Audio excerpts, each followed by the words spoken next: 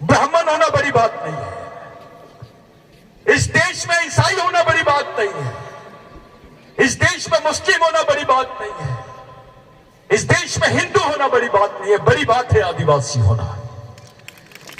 ये राघोजी भांगड़े की बात थी। उस राघोजी भांगड़े को भगवान टंटा भील ने कहा मिला? धुलिया में मिला। धुलिया भील बेल्ट है, नासिक जिले का बेल्ट है।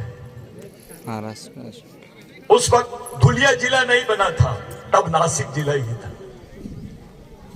भगवान टंटा भील का जो आंदोलन है, ये प्रेरणा है उसके साथियों के, जो राघोजी भांगड़े के साथी थे उनके देहांत के बाद में, उन लोगों से भगवान टंटा भील को ये प्रेरणा मिली। पहले किताबें नहीं चलती थी, पहले कोई इतिहास नहीं लिखा गया। 1911 के पहले किसी भारतीय ने इतिहास नहीं लिखा भारत का।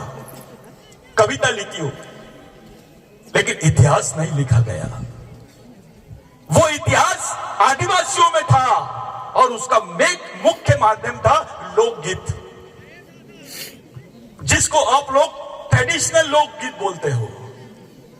वो लोकगीतों के माध्यम से इतिहास बताया जाता था। उस लोकगीत में लिखा है,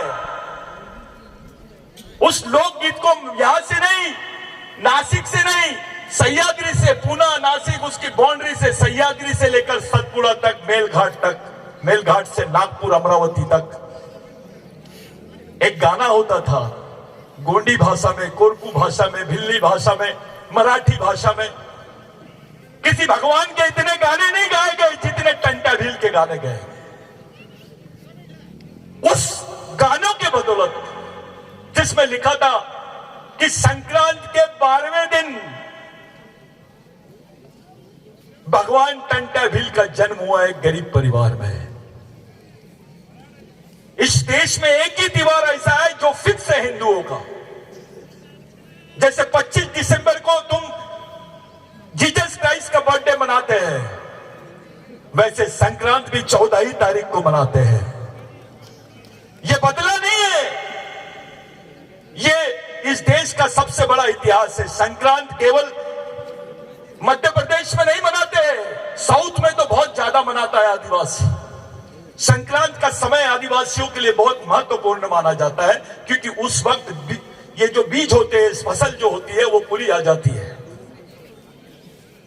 और उस लोकगीत में लिखा हुआ था, एक बीज को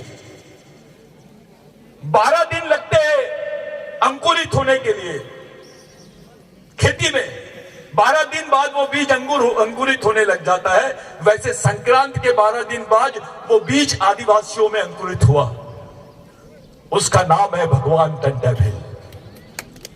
ये जो लोग बोल रहे हैं, इनको पूछो, आदिवासियों के लोकगीतों से ज्यादा इस देश के इतिहास की पुस्तक है क्या?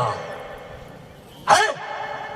अरे पहले तो हमने आपसे पूछा कि आपके पास भगवान टंटा भील का जन्मदिन का कोई रिकॉर्ड है क्या? आपके पास नहीं है। फिर आपको पूछा, भैया उसके मरने की कोई निशानी है क्या? नहीं है। हमारे बुजुर्ग बताते हैं कि टंटा भील को तो रानी विक्टोरिया साथ में लेके चले गई थी यहां से, एलिजाबेथ, क्योंकि उनको समझ में नहीं आता था कि टंटा भील गायब कैसे होता है। दामेगोंड नाम का एक व्यक्ति था, टंटा भील का पूरा कारोबार संभालता था। रेंगा कोरकू, भगवान रेंगा कोरकू और दामेगोंड, ये एक ऐसी पर्सनालिटी थी, इनको 12 भाषाएं आती थी, 12 भाषाएं। साथियों, आप मराठी बोल सकते हो क्योंकि आदमी की भाषा है, अंग्रेजी बोल सकते हो, आदमी बोलता है, भिल्ली भाषा बोल सकते हो, आदमी बोलता है, गोंडी बोल सकते हो, कोरकू बोल सकते हो, लेकिन पशु और प्राणियों की भाषा भी बोली जाती थी आदिवासियों में। वर्ल्ड में ये कहीं रिकॉर्ड नहीं है। भगवान रेंगा कोरकू को जानवरों की भाषा आती थी, दामेगोंड को जानवर की भाषा आती थी, पशुओं की, पक्षियों की भाषा आती थी। मामूली चीज नहीं है। ऐसी यहां की खबर 4 घंटे में मेलघाट के नागपुर में नहीं पहुंचती थी। तब कोई फोन नहीं था, कोई विमान नहीं था, एरोप्लेन नहीं था। इस जिसको नेटवर्किंग बोलते हैं। तो राघोजी भांगरे के आंदोलन से प्रेरणा लेके टंटा भील ने यह आंदोलन चलाया। टंटा भील के आंदोलन से प्रेरणा लेके रेंगा कोरकू ने चलाया। रेंगा कोरकू और टंटा भील की प्रेरणा लेके बाबूराव शेरवाके ने आंदोलन चलाया। इनकी प्रेरणा लेके बिरसा मुंडा ने आंदोलन चलाया और उनकी प्रेरणा लेके अपन लोग चला रहे हैं आंदोलन। ये वही आंदोलन है जिसको आप लोग चला रहे हैं, ये मेरा नहीं है।